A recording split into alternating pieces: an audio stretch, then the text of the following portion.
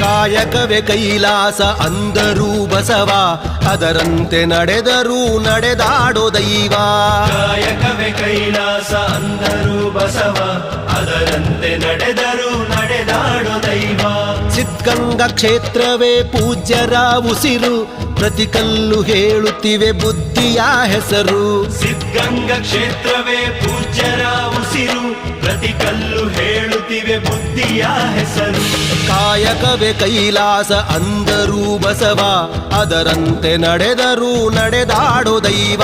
ಕಾಯಕವೇ ಕೈಲಾಸ ಅಂದರೂ ಬಸವ, ಅದರಂತೆ ನಡೆದರೂ ನಡೆದಾಡೋ ದೈವ.